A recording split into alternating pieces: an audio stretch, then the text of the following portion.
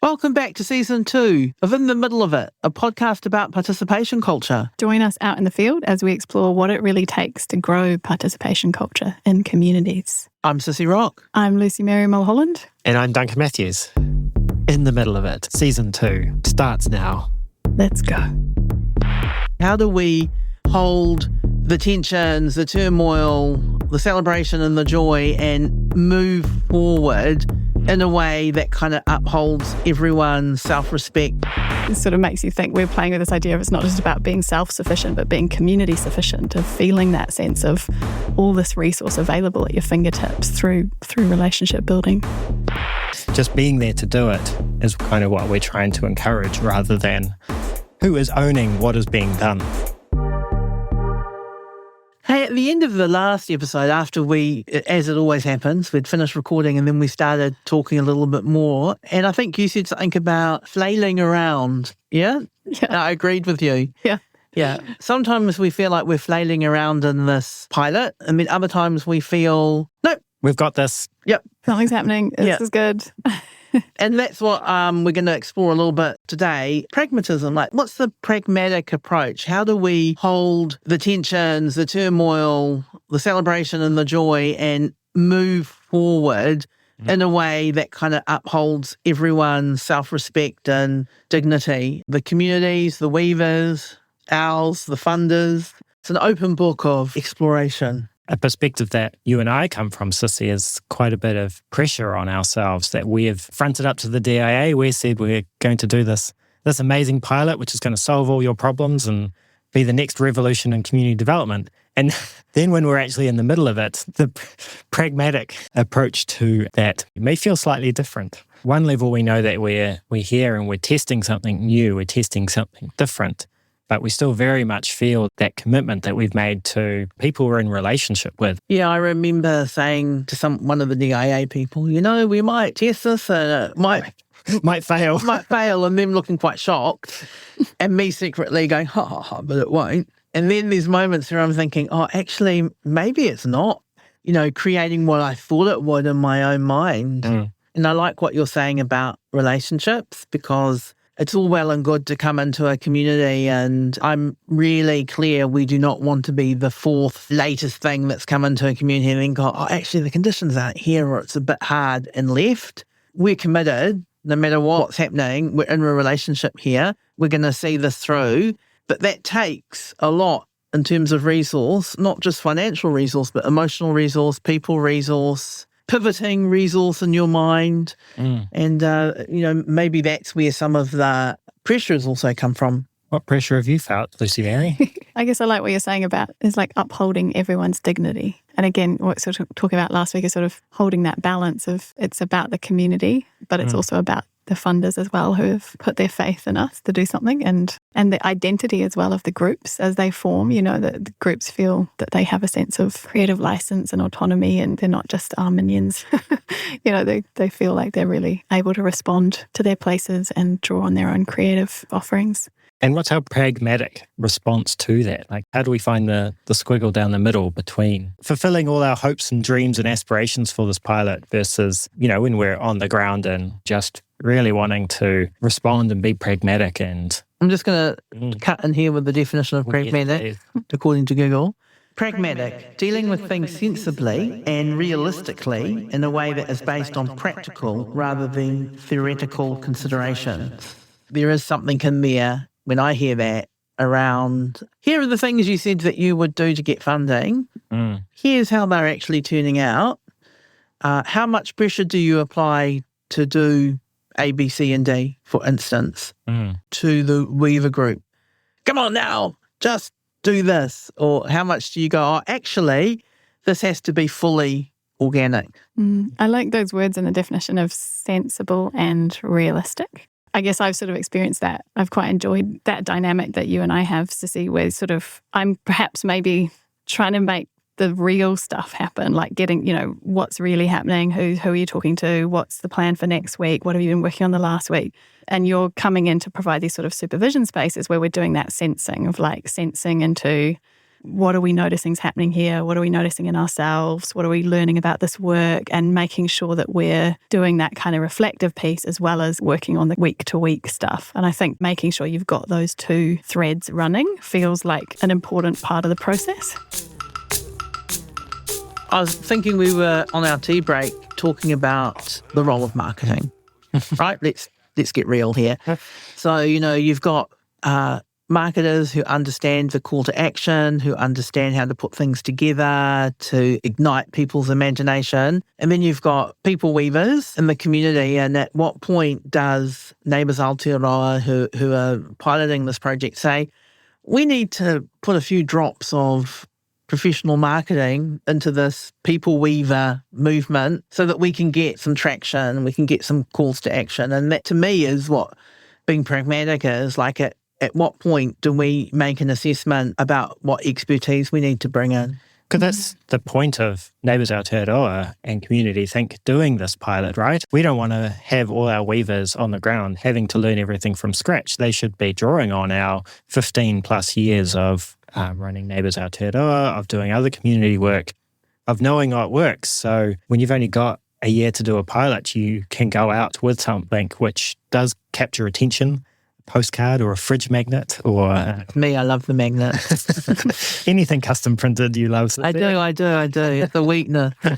And they get to benefit from that knowledge and experience without having to try 5 times to get engagement from their communities. That is being very pragmatic from how do we just let them have a free-for-all learning experience, and maybe their outcomes are E, D, G, and F rather than A, B, C, and D. Remember when we were first trialling this very early ideas? I don't even know if we'd know about participation culture then, but we had connectors in Neighbours Aotearoa. We wanted local people in place activating their communities. One of the guys said to me, I want a banner. For him, he needed a banner that said Neighbours Aotearoa, even though a lot of the stuff he was organising was like pig hunting and they're out in the bush and often he would ring in from the bush, but he still wanted this banner. And at the time I thought, why not? It doesn't really matter. But see what happens. But I hadn't thought about what that represented or symbolised for him in terms of maybe mandate or authority, or could have been something as simple as visibility. Hey, we're out in the bush. We need somewhere where everyone knows where to meet. I didn't investigate that.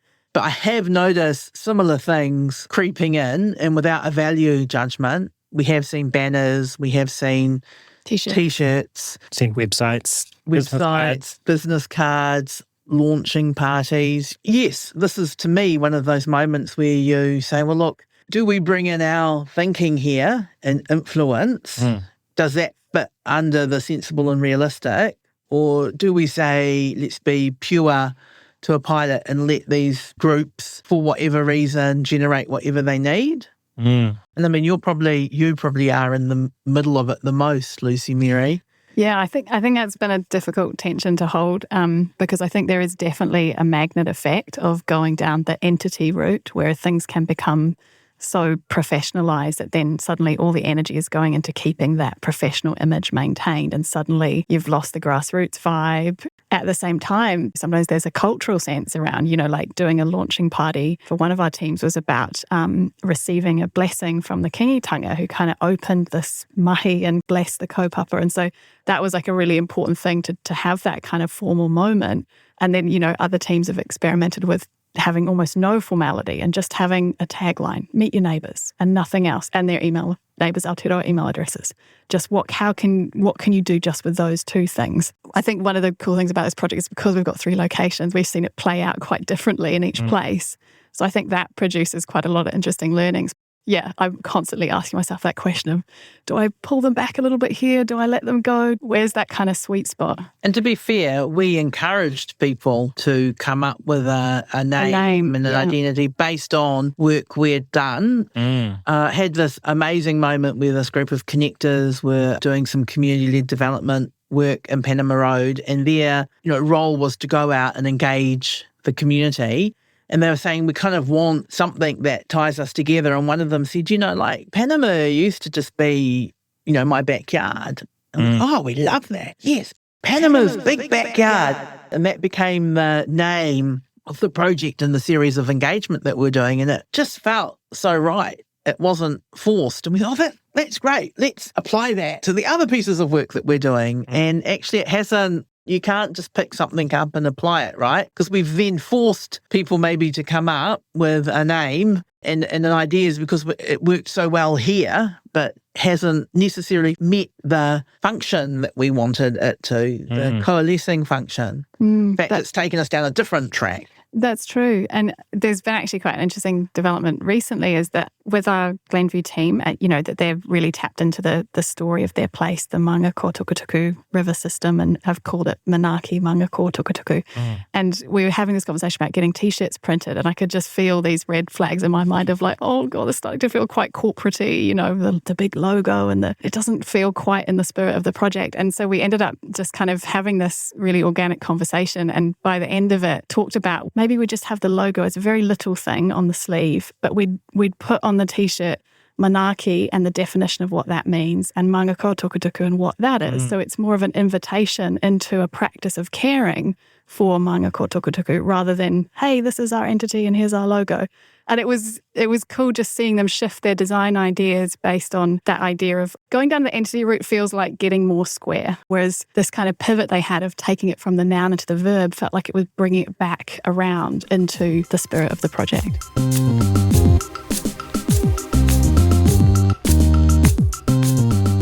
And so we're still in the middle of it, so how that may exactly play out, well, you'll have to listen to season 3. What I'm hearing is both Hanama's Big Backyard and Manaki Mangako Tukutuku. The names came out of something quite significant to the people or the place in which we were working, which is quite different to when we're choosing a name because we think something needs to have a name so that people will be drawn to it. The Panama story is cool because it didn't come from the connectors themselves, right? It came through conversations within the community. Well, actually, it came from one of the connectors. Okay. Who are someone in the community. True. But no one was looking for a name. Okay. Work had started. Yeah. And then this thing came out that we organised stuff around rather than let's have a conversation about what the name could be. Interesting. And so how is our location, which hasn't sort of adopted a name, going 3 or 4 months in? They haven't sort of been coalescing towards any kind of name or... Well, they've just been using this tagline, meet your neighbours. And I just saw it, they'd chalked it out on their blackboard at their recent event and it was just sitting out the front. And I think it sort of reminded me a bit of how movements use like a hashtag that sort of no one really owns, but anyone can pick up that phrase and use it to sort of help build buzz around this, I guess, more of a sense of a movement. So I think it's going really well for them. I think it's kept it really grassroots vibe, that real sense of this is not an organisation putting this on, this is local people. And if you want to do something that helps you meet your neighbours, go for it. It's got that kind of feel. Because I was thinking, just as we were talking, about the charisma trap. Like if something relies just on individuals, like it's great that there could be a hashtag anyone could use, but do they know that they can use it? Or is it still in the domain of a group of individuals? True. So how do you become part of that movement as opposed to something that people feel like they can belong to?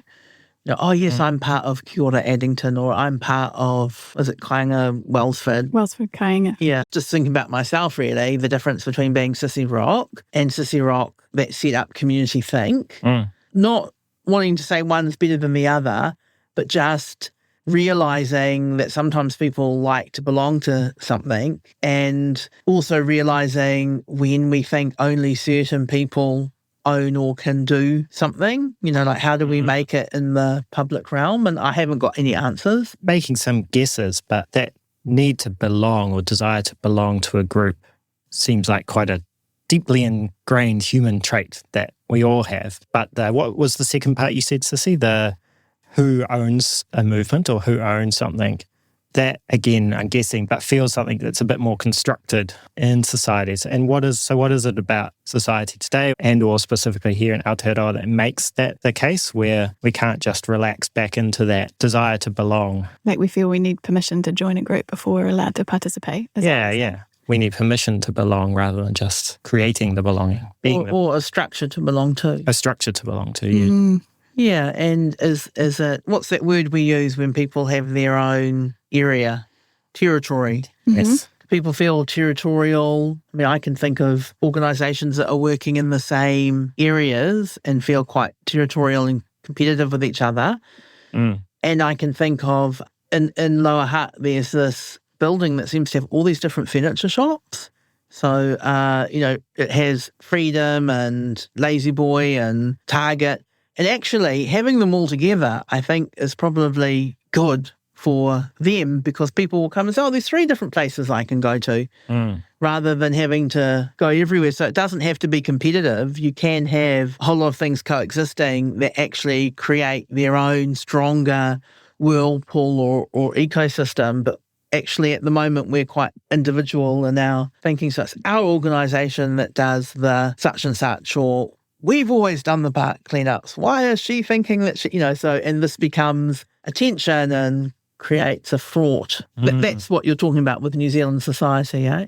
Yeah. You reminded me, Cissy, one thing I've noticed, and linking it back to crisis, we love to talk about COVID and crisis. We're recording today in Otautahi, Christchurch, and when I was doing my master's research on collaboration between non-profit organisations, and this was some years ago now, some of the best examples I actually found were down here in Christchurch, where the need to share space or the need to work together to progress out of a significant crisis meant that lots of groups had formed ways of working together, had convened together in buildings, had developed shared systems and things like that, and were working together effectively to deliver services or for community in a way that I didn't see, particularly in Auckland, where I reside. And so that observation was really interesting. Is that because something had been taken out of the system that forced them to have to do that? Yeah, I mean, I'm not being from Christchurch, I don't want to speak on behalf of people, but when you suddenly have no access to buildings, or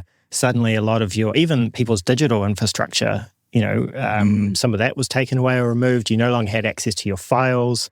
But also perhaps one of the things that I'm particularly interested in was the competition or the limits around money was removed. So suddenly, instead of 10 people are going to apply to this fund and 2 of you might get money, it was, here's the money, how are you going to use it?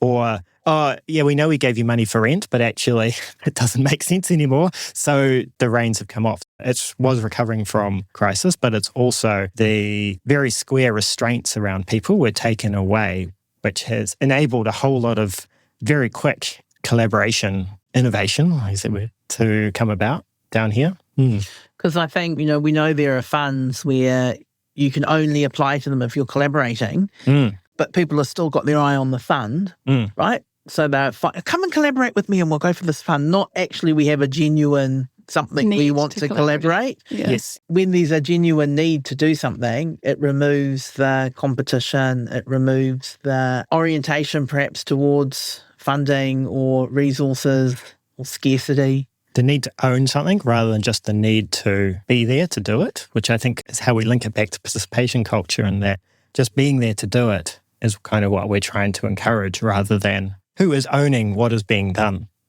I really like that. I was just thinking back to, I was living in Christchurch at the time of the earthquakes, and I remember there was something about just seeing behaviours or activities that I feel like I could do without signing up to something. So, for example, the student volunteer army was up and running, and everyone was very aware of what they were doing. They were going around people's houses, shoveling out their driveways of silt. But there was one day where we were like, oh, we can just go do that ourselves. Like, we've got shovels and buckets. We can just go do that. We don't need to sign up to the student volunteer army. We've seen this we've seen this activity. We know that we can do that as well. It's something that we can do easily locally.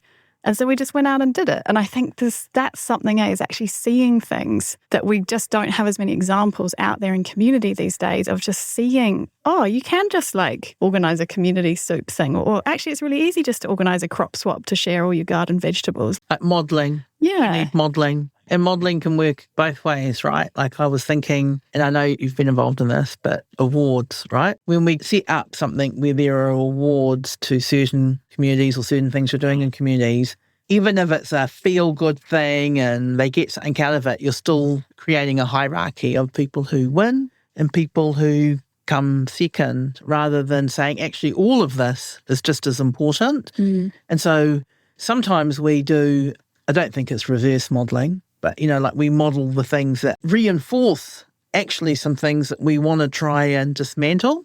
And we don't model enough of the things that we want to reinforce that we're recreating or we're pushing pathways for. And in fact, it might just be between 4 neighbours, but that's still good enough. It doesn't have to have a flash sign. It doesn't have to, be an award-winning crop swap. I'm really enjoying watching the Hoon Hay team. I was asking the other day, how are you going with using, they've got a little discretionary budget they can use for, buying things like the hot chocolate for their hot choc stand, or I was just checking in how they're doing that. Yeah, we're trying. I think we're fine. We don't really need anything. We're trying not to spend money, because when we go out and borrow things in the community, then we're building those relationships. And so they've decided that all they wanted, they sort of said, it'd be good to have a little kit for a Weaver kit, they were calling it.